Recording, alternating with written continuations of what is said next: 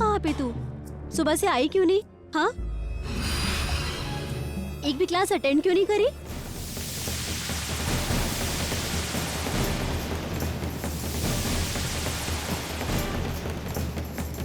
Anyway, मैं चलती हूँ, मुझे लेट हो रहा है। बाय। कनू, ये तुम्हारी सहेली क्या कह रही थी? तुम सुबह से कॉलेज में नहीं हो और तुमने कोई लेक्चर भी अटेंड नहीं किया? भैया मैं सुबह से कॉलेज में ही हूँ। तो फिर क्या तुम्हारी दोस्त झूठ बोल रही थी? एक्चुअली भैया मैं सुबह से एनुअल फंक्शन की तैयारियां कर रही थी। कनू, तुम सच कह रही हो ना? हाँ भैया, गॉड प्रॉमिस। तो अगर सच बोल रही है तो तुझे घर पे बताना चाहिए था ना, और सबसे पहले माँ को बताना चाहिए था। पता है कितनी परेशान थी तुम्हारे लिए, मुझे भेजा यहाँ कॉलेज में तुम्हें लेने के लिए। भैया लेकिन माँ क्यों परेशान हो रही थी?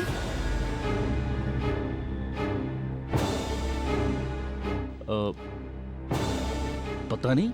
एक बात बोलूं भैया, एक्चुअली इसलिए मैंने माँ को नहीं बताया क्योंकि माँ मुझे क्लासेस बंक करके कभी परमिशन नहीं देती एनुअल फंक्शन में पार्टिसिपेट करने। अब देख, सही तरीके से बोलेगी ना तो माँ तुझे कभी मना नहीं करेगी कॉलेज फंक्शन में पार्ट लेने के लिए। और अब तो तू कॉलेज फंक्शन में पार्ट ले रही है ना, तो देखना मैं और माँ तुझे देखने जरूर आएंगे। अब चलना, और इधर आ, इधर आ भैया, इधर आओ, चल बैठ, चल। आप भी आराम कर लीजिए ना पापा, बहुत थके हुए लग रहे हैं। नहीं बेटा, मैं यहीं रहूंगा तेरी मम्मी के पास।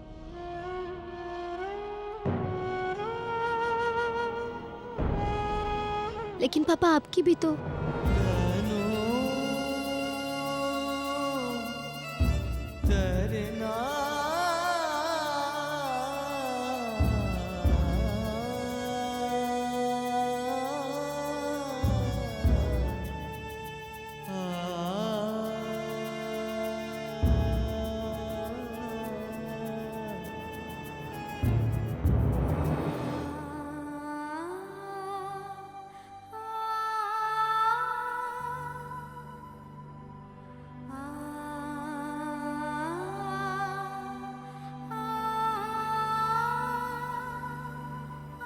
तुम तो मुझे आज छोड़कर चली थी। मानता हूं जिंदगी ने इससे पहले हमारा इतना मुश्किल इम्तिहान कभी नहीं लिया, लेकिन जो इम्तिहान हम दोनों मिलकर पास कर चुके हैं भारती, वो भी आसान नहीं था। हम सब जानते हैं भारती, अब मैं कभी किसी के लिए कुछ नहीं कर पाऊंगा। अब मैं एक बदमज़ा जिम्मेदारी से बढ़कर कुछ भी नहीं हो भारती। तुम आज भी इस घर की और हमारे बेटियों के जीवन की धुरी हो। तुम्हें अभी उनके लिए बहुत कुछ करना है, अपनी तरफ से भी और मेरी तरफ से भी। इसलिए अगर इस दुनिया से किसी को जाना चाहिए तो मुझे जाना चाहिए भारती, तुम्हें नहीं।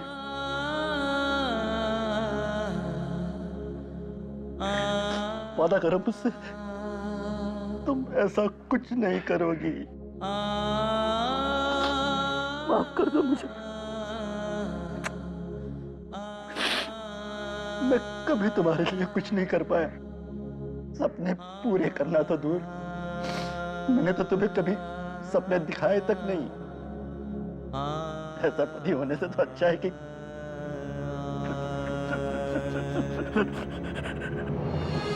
रो मत अन्नी, डॉक्टर ने कहा है ना मम्मी को लो बीपी की प्रॉब्लम है। अच्छे से खाएंगी पिएंगी दवाई खाएंगी तो ठीक हो जाएंगी। हाँ अन्नी, आंटी बिल्कुल ठीक हो जाएंगी, बिल्कुल फिक्र मत करो। ले आए दवाई? हाँ, अभी डॉक्टर ने 3 दिन की दी है, सुबह शाम 2-2 गोलियां दूध के साथ। समझ गए ना अन्नी?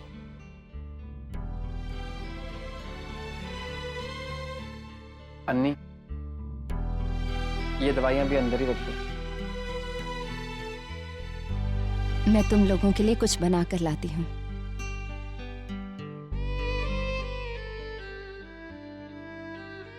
अरे पापा,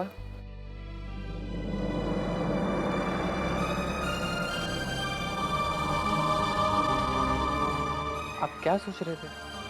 बेटा मैं सोच रहा हूँ कोई इलाज है इसका। क्यों पापा, डॉक्टर ने आपको कुछ और बताया क्या? हम लोगों को तो यही बताया कि मम्मी को लो बीपी की प्रॉब्लम है। हाँ, और दवा भी उसी की दी है। नहीं बेटा, मैं तुम्हारी मम्मी की बात नहीं कर रहा, मैं तुम्हारे पापा की बात कर रहा हूँ। पापा की?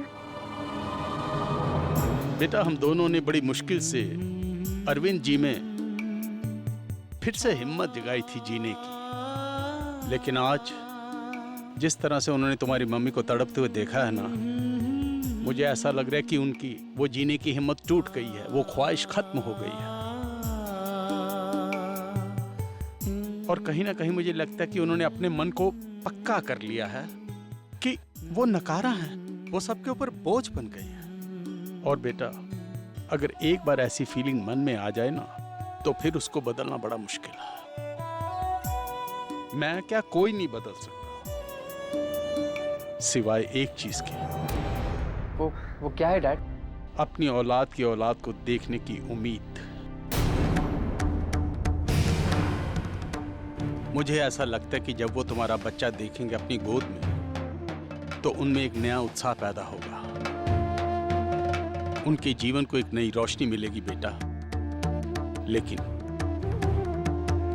जब वो तुम्हारे होने वाले बच्चे को अपनी गोद में खेलते हुए देखेंगे,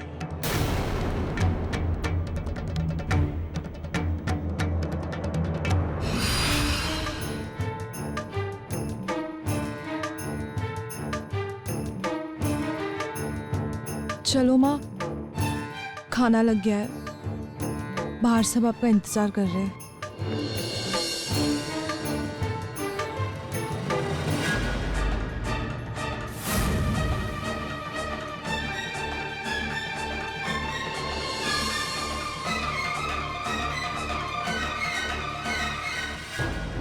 यहाँ बैठो।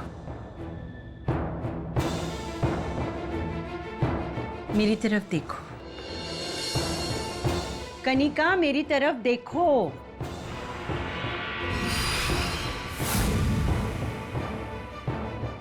अब एक बात मुझे सच सच बताओ, तुम कुछ ऐसा काम तो नहीं कर रही हो ना जो तुम्हें नहीं करना चाहिए? आप मुझ पर शक कर रही है? मैंने पहले कभी कोई गलत काम किया है क्या? और आज से पहले तुमसे ऐसा सवाल भी नहीं पूछा गया है। तो फिर आज क्यों? आज क्यों पता नहीं, कुछ दिनों से मेरा दिल बहुत घबरा रहा है। आप मेरी तरफ से बेफिक्र रहिए, मैं कोई गलत काम नहीं कर रही हूँ। नहीं किया ना? नहीं माँ। तो खाओ मेरी कसम।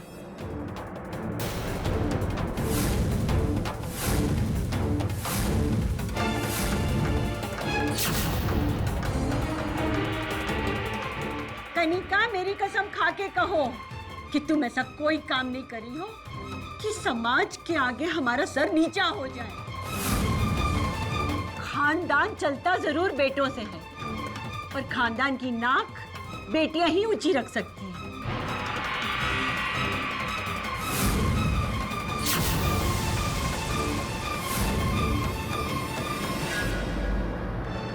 नहीं खा पाई ना मेरी कसम?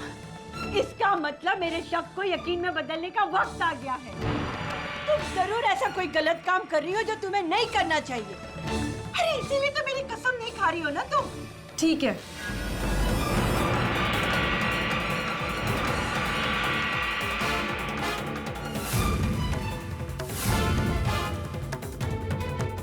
मैं आपकी कसम खाकर कहती हूँ, मैंने कोई गलत काम नहीं किया। और आप सोच भी कैसे सकते हो कि आपकी बेटी गलत रास्ते पर चल सकती है?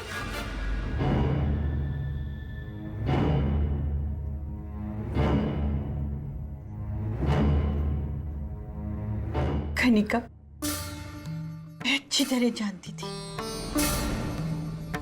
मेरी बेटी कोई गलत काम नहीं कर सकती।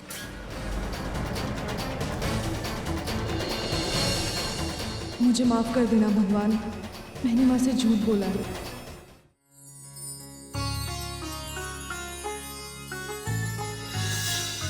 ये नजर का टीका मेरी बेटी को कहीं किसी की नजर न लगे।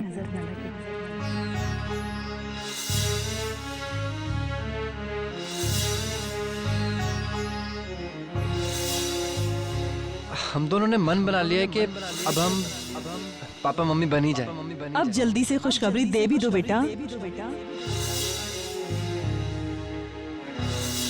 ये तेरे लिए मैंने खास करके बनाया है। लेने मुझे ऐसा लगता है कि जब वो तुम्हारा बच्चा देखेंगे अपनी गोद में, तो उनमें एक नया उत्साह पैदा होगा। उनके जीवन को एक नई रोशनी मिलेगी बेटा।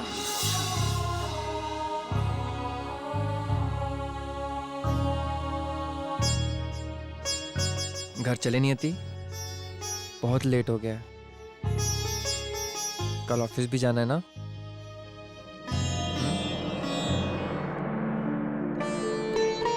अब इजाजत दीजिए शर्मा जी। आज आपको धन्यवाद कह के आपका एहसान कम नहीं करूंगा शास्त्री जी। शर्मा जी, मुझे एहसान शब्द से चिढ़ है। मैंने तो दोस्ती का फर्ज निभाया। आप मेरी जगह होते, आप भी यही करते। मैं अब कहाँ कुछ निभाने लायक बचा हूँ शास्त्री जी। मेरी आंखों के सामने भारती बेहोश पड़ी रही और मैं कुछ नहीं कर सका। पता है पापा, आप बिना बात के खुद को दोष दे देकर हम सबको कितना दुख पहुंचा रहे हैं। अपने बच्चों के लिए आराम का सामान तो बहुत लोग जुटा लेते हैं पापा, लेकिन ऐसे कितने लोग हैं पापा जो अपने बच्चों को ये सिखाते हैं कि चाहे कुछ भी हो, गलत का साथ दो मत और सही का साथ छोड़ो मत। बोलिए पापा, कितने लोग होते हैं ऐसे? I am proud of you papa, proud of you. I am also very proud of you. मुझे भी तुम पर फख्र है दोस्त। चलें?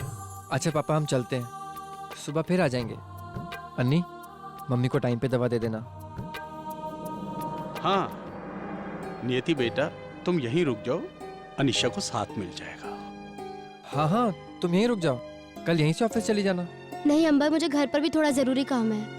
सारे काम निपटा लूंगी तो कल सुबह आराम से आ पाऊंगी ना। ओके।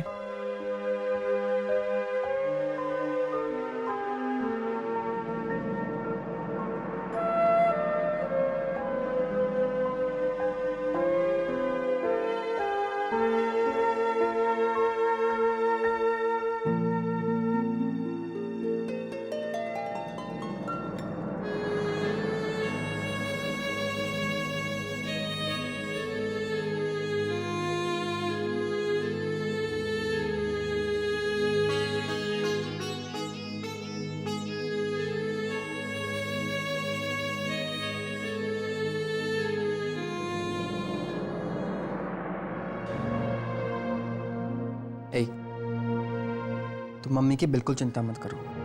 मैं मम्मी की वजह से परेशान नहीं हूँ अंबर, पापा की वजह से परेशान हूँ। मम्मी की बीमारी तो तन की है, जो देर सवेरे ठीक हो जाएगी, लेकिन पापा।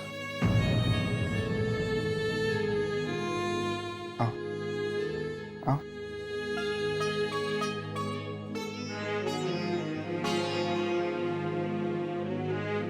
नियति, पापा का भी हम अच्छे से अच्छा इलाज कराएंगे। हाँ? पापा का लकवा सिर्फ तन का नहीं है अंबर, असली लकवा तो उनके मन पे पड़ा है अंबर। और मम्मी की बीमारी ने उनके मन के रोग को लाइलाज बना दिया है। अब दुनिया का कोई भी डॉक्टर उनका इलाज नहीं कर सकता। तुमने देखा नहीं उनकी आंखों में अंबर, जैसे उन्हें जिंदा रहने की ख्वाहिश ही नहीं रही हो। लेकिन फिर भी हमें अपनी तरफ से पूरी कोशिश करनी चाहिए। कोशिश कर तो रहे अंबर, लेकिन उससे हो क्या रहा है? कुछ भी तो नहीं। तो फिर हम क्या करें? तुम्हारे पास है कोई रास्ता जिससे सब ठीक हो जाए?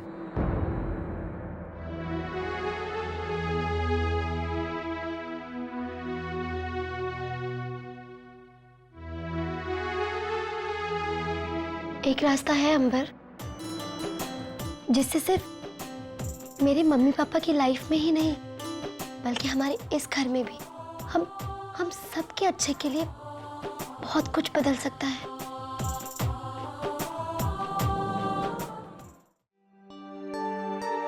रोहिणी, जी? एक मिनट।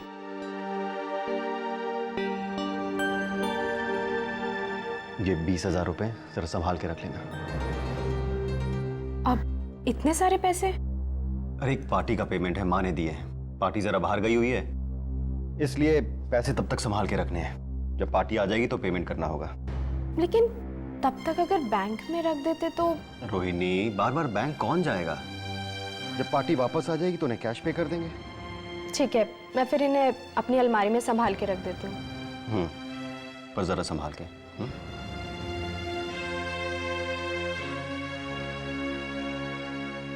अब सो जाइए ना। बस थोड़ी देर और।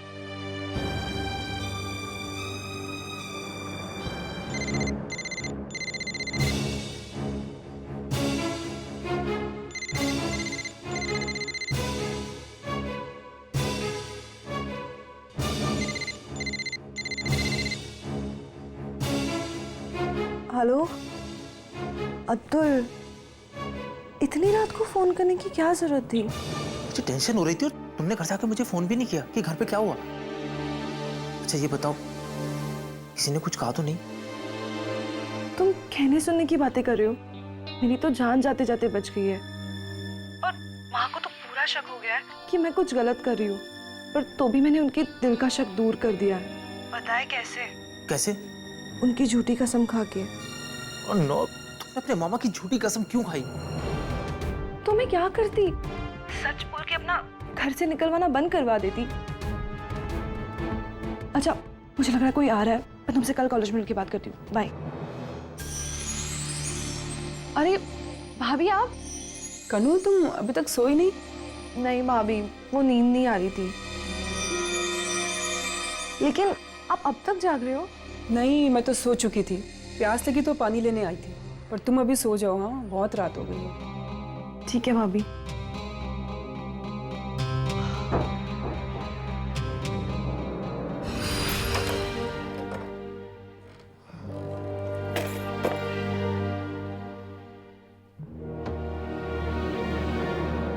अरे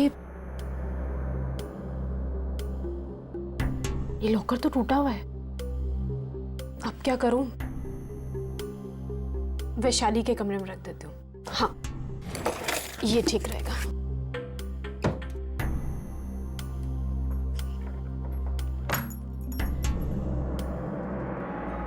लेकिन इस टाइम तक तो वैशाली सो गई होगी। हाँ, नियति के कमरे में रख देती हूँ। नियति, नियति। अरे दीदी, आप अंदर आइए ना। अरे भाभी, मुझे तुमसे कुछ काम था। बोलिए। ये किसी पार्टी के 20,000 रुपए हैं। एक्चुअली इन्होंने कहा कि मैं अपनी अलमारी में संभाल कर रख दूं, लेकिन मेरी अलमारी का लॉकर खराब हो गया है, तो तुम इन्हें रख लोगी प्लीज? बस इतना सा ही काम था। हाँ बस, लाइए।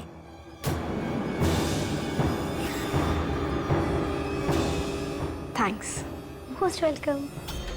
सॉरी नियति, वैसे तो मुझे तुम्हारी जिंदगी में दखल देने का कोई शौक नहीं, लेकिन इस घर की बहू होने के नाते मेरा भी कुछ फर्ज है। अब मैं भी देखती हूँ इस घर के लोग कब तक तुम पर विश्वास करते हैं।